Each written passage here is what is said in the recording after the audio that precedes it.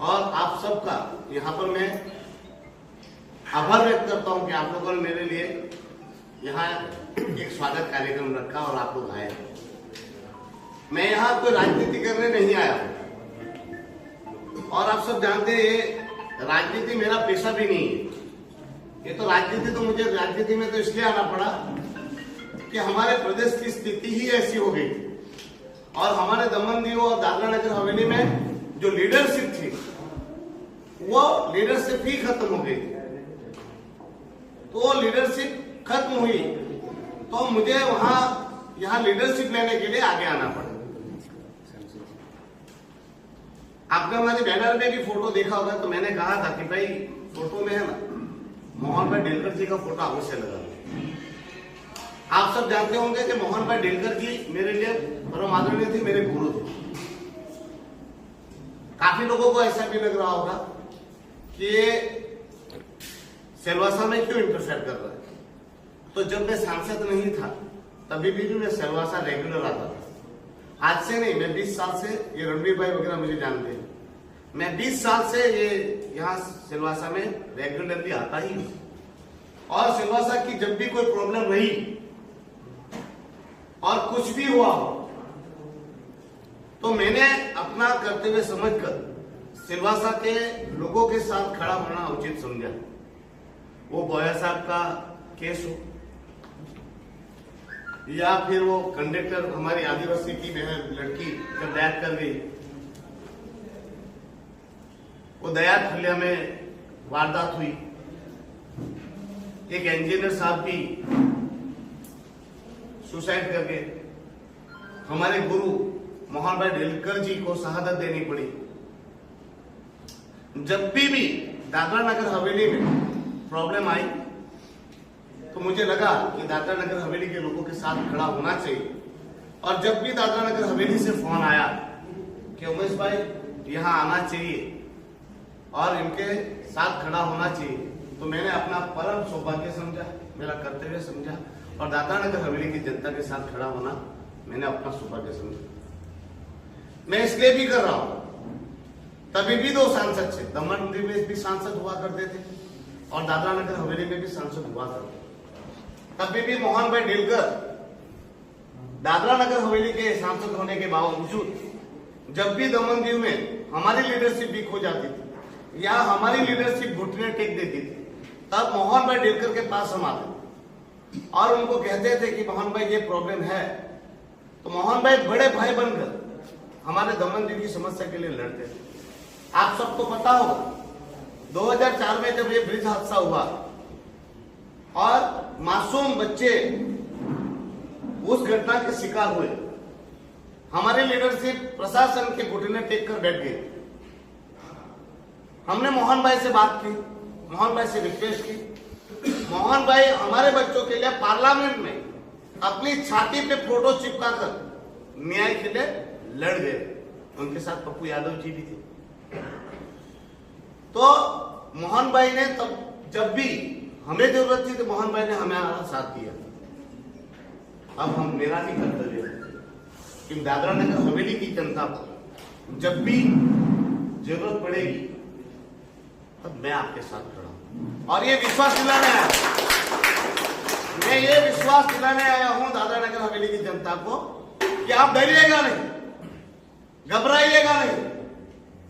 आपका सांसद भले घुटने टेक के बैठ जाए, दमन दीव का सांसद भी आपका ही सांसद है। आज मुझे पता चला कि यहाँ पर भी सांसद जी और उनकी टीम को बहुत दुख हो रहा है कि उमेश पटेल यहाँ क्यों आए। तो उनको पूछना चाहता हूं, जब मोहन भाई की शहादत हुई थी तभी भी तो उमेश पटेल आया था, तभी भी तो उनको जिताने के लिए भी तो उमेश पटेल आया था। और मोहन भाई की बात जब हुई तो जब आंदोलन हुआ उमेश पटेल ने, यही उमेश पटेल ने आपका साथ और समर्थन दिया था, बिना कंडीशन के दिया था। जब चुनाव आया तभी भी तो उमेश पटेल आया था। इन सांसद और उनके चमचों को बताइएगा, ये आप लोगों को चुनाव जिताने के लिए उमेश पटेल पर एफआईआर हुई थी। ये दायरा नहीं होता। लोगों का काम करने के लिए, लोगों की मदद करने के लिए दायरा कभी सीमित नहीं होता। दायरे से बाहर निकल करके भी लोगों का काम करना पड़ता है, जिस प्रकार हमारे मोहन भाई किया करते थे। और उनको मैं कहना चाहता हूं, आप लोगों ने लाज, हया, शर्म सब छोड़कर मरे हुए मोहन भाई की शहादत का आप लोगों ने जिस तरह से मजाक बनाया और आप लोग घुटने टेक कर बैठ गए अपनी सत्ता, सिर्फ सत्ता की लालसा के लिए और अपना सब कुछ बचाने के लिए, जनभावना तक का आपने ख्याल नहीं किया। मैं आज राजनीति करने बिल्कुल नहीं आया। मोहन भाई की आत्मा को श्रद्धांजलि तभी मिलेगी जब उनके दोषियों को सजा मिलेगी।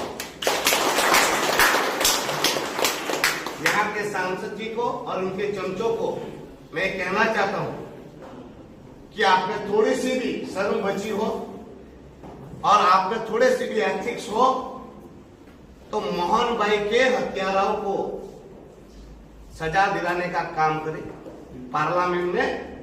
मैं तो लड़ने ही वाला हूं। मैंने मेरे चुनाव में भी कहा था, मेरे दमन के चुनाव में भी कहा था, आखिरी दिन भी कहा था और आज भी कह रहा हूं, मोहन भाई को न्याय मिलकर रहेगा और मैं दिला कर रहूंगा। बड़े परिवार प्रशासन के घुटनों में बैठ जाए, उमेश पटेल बैठने वाला नहीं है। आज भी उनको सद्बुद्धि आ जानी चाहिए। एक सामान्य व्यक्ति जो चुनाव पर 15 दिन पहले खड़ा होता है और इतने सारे वार्ड खींच के लिया आता है, डूब मरना चाहिए उनको। अभी भी उनको अगर दिमाग नहीं आ रहा है, उनमें सद्बुद्धि नहीं आ रही है, तो उनके जैसे मूर्ख दूसरे कोई नहीं है। मैं आप सबसे विनती करने इसलिए आया कि हमारा प्रशासन एक है, हमारी समस्याएं भी एक जैसी है। हमारे प्रदेश में जो लोकशाही का हनन हो रहा है, हमारे यहाँ जो हिटलरशाही चल रही है, उसको भगाने के लिए हमारे हर एक प्रदेश के लोगों को एक होना चाहिए। ये तपन भाई बैठे हैं, श्वेतल भाई बैठे, वो पार्टी पॉलिटिक्स करने नहीं बैठे हैं, ये मेरे मित्र है इसलिए मेरे साथ बैठे हुए। दमन, दीव और दादरा नगर हवेली की हर एक जनता को एक होना होगा। दमन, दीव और दादरा नगर हवेली को अब लोकशाही की स्थापना की जरूरत है।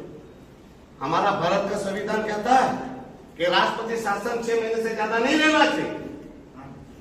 हम लोग 1961 में आजाद, आप हमसे ज्यादा आगे आजाद, मगर आज जब से हमारा प्रदेश आजाद हुआ, आज भी हम राष्ट्रपति शासन में चले। कहा लोकतंत्र प्रणाली? आज भी एक इंसान, एक प्रशासन जनप्रतिनिधियों को ऐसी स्थिति करके बैठा जैसे जनप्रतिनिधि कठपुतली हो। एक सीनियर मोस्ट सांसद को आत्महत्या करना पड़े, उससे बड़ी दुर्भाग्यपूर्ण क्या स्थिति हो सकती है? दमन, दीव में और दादरा नगर हवेली में एक लोकशाही प्रणाली की स्थापना करना जरूरी है। उसके लिए असेंबली की जरूरत है। पूर्ण असेंबली ना मिले तो पौंडीचेरी के तर्ज पर हमें मिनी असेंबली की जरूरत है। उसके लिए दमन, दीव और दादरा नगर हवेली की जनता को एक होना होगा। हमें सबको एक मिलकर होना होगा। पार्टी पॉलिटिक्स करने की जरूरत नहीं है। हमारे दमन, दीव और दादरा नगर हवेली के लोगों के हित की रक्षा करके उनको ध्यान में रखते हुए हमें फैसला लेना चाहिए। अभी जब दमन, दीव में ऐसी स्थिति आई, मैं तो वापस कह रहा हूं, मेरे चुनाव में भी यही था और आज भी कह रहा हूं, जब तक यहाँ से हेड ऑफ अथॉरिटी प्रशासक प्रफुल्ल भाई पटेल हट नहीं जाते, तब तक हम चैन से नहीं बैठेंगे। और आपको वादा करता हूं, बहुत जल्द